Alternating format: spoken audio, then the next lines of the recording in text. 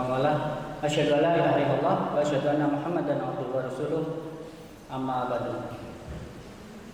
Seluruh jamaah Masjid Al-Amin yang dirahmati Allah, marilah kita memanjatkan rasa syukur kita kepada Allah SWT bahwasanya pada malam hari ini kita semua dalam keadaan sehat, sehingga pada malam hari ini kita bisa bersama-sama berada di Masjid Al-Amin, masjid yang kita cintai ini. Saya mendoakan kepada kita semuanya, semoga Masjid Al-Amin ini menjadi saksi di hadapan Allah bahwasanya pada malam hari ini kita melakukan kebaikan, kita melaksanakan perintah Allah. Baru saja kita melaksanakan sholat isya, dan insya Allah kita akan lanjutkan melaksanakan rangkaian ibadah sholat tarawih yang sudah disusun oleh DKM Masjid Al-Amin. Saya juga ingin menyampaikan bahwa rangkaian kegiatan sholat tarawih yang sudah disusun oleh DKM Masjid Al-Amin diharapkan tidak hanya sekedar sebagai rutinitas, sebagai seremonial saja, tetapi lebih dari itu semua bertujuan untuk meningkatkan keimanan dan ketakwaan kita kepada Allah Subhanahu wa taala. Karena dengan keimanan itu akan merubah hati kita, akan merubah sesuatu yang tidak baik menjadi baik di dalam diri kita. Dengan keimanan yang tadi hujan rencananya mungkin tidak ke masjid, kita menjadi semangat untuk masjid. Yang tadinya mungkin ngantuk, memilih untuk bersemangat kembali dan tidak ngantuk. Itu adalah bukti keimanan kita kepada Allah Subhanahu wa taala yang senantiasa kita terus untuk tingkatkan. Jika posisi iman itu ada di atas, ilmu adalah bagian dari tangga untuk mencapai iman tersebut. Maka pada malam hari ini, kultum seperti ini yang pada malam hari ini akan saya bawakan, mudah-mudahan bagian dari kita mengkaji ilmu semoga bisa bermanfaat untuk khususnya diri saya pribadi dan juga bisa untuk jamaah sekalian, bapak-bapak, ibu-ibu dan anak-anak semuanya. Salawat dan salam tidak lupa tercurahkan kepada junjungan Nabi besar Muhammad Sallallahu Alaihi Wasallam beserta para keluarga, para sahabatnya yang senantiasa kita harapkan syafaatnya kelak hingga yaumil akhir nanti. Amin ya robbal alamin. Jamaah yang dirahmati Allah Subhanahu wa taala, kesempatan kultum pada hari ini melanjutkan kisah-kisah sahabat Nabi, yaitu Abu Sufyan bin Harb. Mungkin Bapak dan Ibu sekalian sudah memahami siapa Abu Sufyan bin Harb ini. Beliau masuk Islam pada usia ke-70 tahun. Sementara dikisahkan dia meninggal pada usia 92 tahun. Jadi selama 70 tahun di luar Islam, belum masuk Islam, kemudian sampai ke usia 92 berarti kurang lebih 22 tahun dia berada di Islam, membantu bersama pasukan Muslim bersama Rasulullah SAW. Ada 3 poin di sini yang menarik pembahasan terhadap Abu Sufyan bin Harb ini. Pada saat dia sebelum masuk Islam selama 70 tahun, pada saat dia masuk Islam, dan pada saat dia setelah masuk Islam selama 22 tahun itu. Dan bismillah, malam ini saya ingin menyampaikan posisi yang di tengah-tengah, yaitu Abu Sufyan bin Harb pada saat masuk menjadi Islam, masuk menjadi Muslim. Semoga kita dapat mengambil hikmahnya. Bismillah. Terkait dengan masuk Islam ya, fenomena kalau kita melihat bapak-bapak, ibu-ibu, anak-anak sekalian, kita sering mendengar berita saat ini ya, sedang santer banyak artis yang masuk Islam gitu. Ada istilah login seperti itu. Mungkin itu yang terlihat. Mungkin di luaran sana yang tidak kita ketahui saat ini atau bahkan malam ini banyak yang sedang masuk untuk menjadi Islam, masuk menjadi Muslim. Tentu Allah Subhanahu wa taala berfirman, "Idza ja'a nasrullahi wal fath wa ra'aitan nasa yadkhuluna fi dinillahi afwaja." Kita akan lihat manusia itu berbondong-bondong untuk masuk ke agama Allah. Abu Sufyan bin Harb, jamaah yang dirahmati Allah Subhanahu wa taala. Peristiwa masuknya Abu Sufyan masuk memeluk agama Islam ini tidak terlepas dari peristiwa besar, peristiwa yang salah satu menjadi sejarah besar umat Islam, yaitu peristiwa Fathu Makkah, di mana pasukan umat Islam yang dipimpin oleh Rasulullah SAW itu merebut atau menguasai kota Madinah dari kaum Quraisy seperti itu. Ada dua waktu yang ingin saya ceritakan pada saat sebelum pasukan Muslim sampai ke kota Mekah. Itu sebenarnya Abu Sufyan itu sudah menyatakan masuk Islam, tetapi dia masih ragu karena di situ ada unsur ancaman akan dibunuh dan lain sebagainya.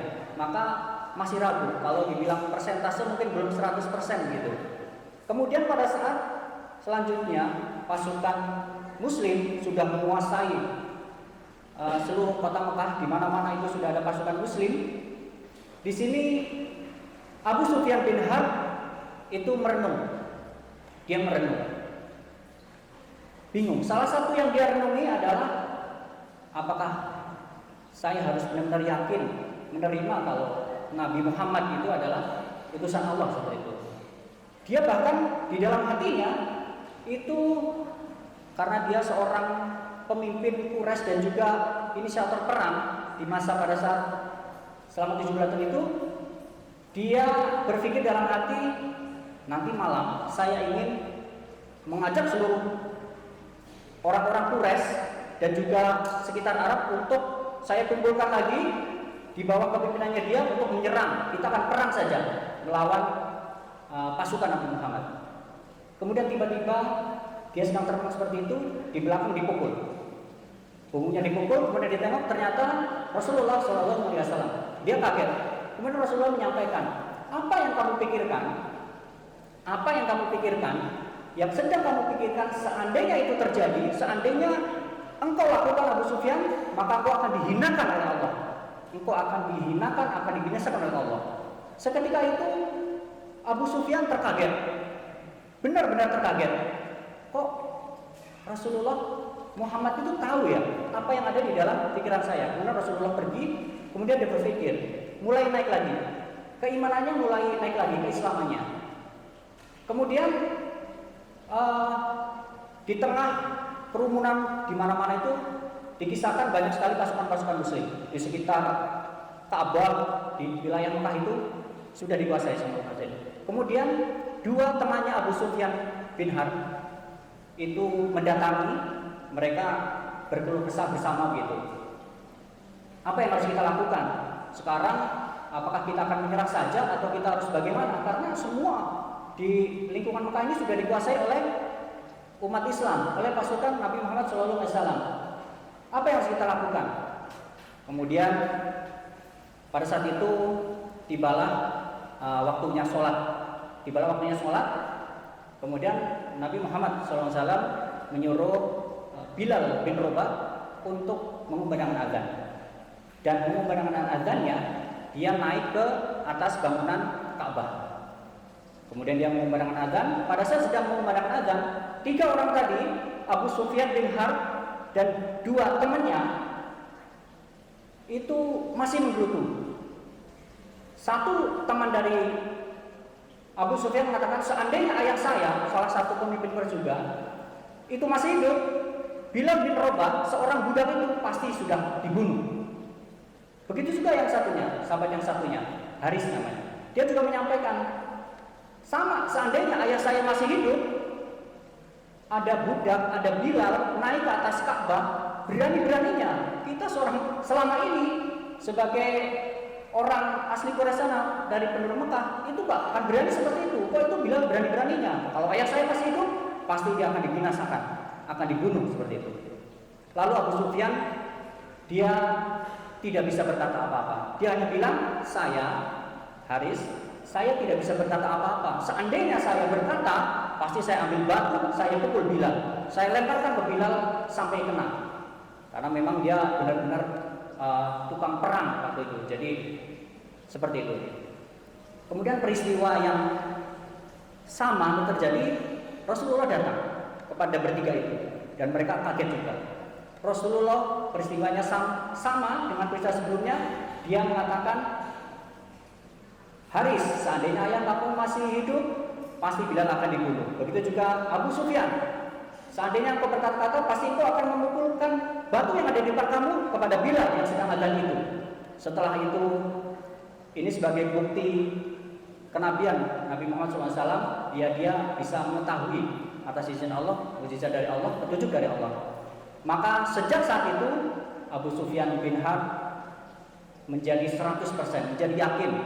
Dia benar-benar menyatakan keislamannya 100%, dan ini menjadi awal dia benar-benar masuk Islam secara utuh, seperti itu. Dikisahkan seperti itu. Lalu jamaah yang dirahmati Allah, bapak-bapak, ibu-ibu dan anak-anak sekalian, apa yang bisa diambil dari hikmah ini masuknya Abu Sufyan bin Harb masuk ke Islam ini? Yang pertama, kita selaku umat yang sudah masuk Islam, yang pertama kita senantiasa berdoa kepada Allah. Kita tidak pernah tahu akhirnya kita. Abu Sufyan yang sudah 70 tahun jadi kafir, di usia yang ke-70 itu bisa masuk Islam. Kita saat ini sudah Islam, tidak ada jaminan kalau kita nanti meninggal dalam kondisi yang Islam seperti ini. Naudzubillah. Maka kita harus berdoa kepada Allah bahwasanya kita harus minta dikekalkan hidayah kita, minta dikekalkan akidah kita, supaya kita benar-benar meninggal dalam keadaan husnul khatimah dan masuk ke surga Allah Subhanahu wa taala. Amin ya rabbal alamin. Kemudian hikmah yang kedua, tentu untuk merawatnya, usaha yang kita lakukan adalah kita senantiasa meningkatkan keimanan dan ketakwaan kita kepada Allah Subhanahu wa taala. Demikian Bapak dan Ibu yang dapat saya sampaikan pada malam hari ini. Saya mendoakan kepada kita semuanya, semoga yang pertama kita dikekalkan hidayahnya oleh Allah Subhanahu wa taala. Kemudian yang kedua, kita senantiasa dijauhkan dari siksa api neraka. Kita berdoa dari saat ini untuk senantiasa dijauhkan dari siksa api neraka. Dan yang ketiga, di saat ini sedang bulan Ramadan, mudah-mudahan amal ibadah kita, puasa kita, amalan-amalan yang lain, tilawah kita, sedekah kita, hafalan-hafalan kita, Allah terima sebagai pahala kita untuk yaumil akhir nanti. Demikian dari saya, kurang lebihnya mohon maaf. Assalamualaikum warahmatullahi wabarakatuh.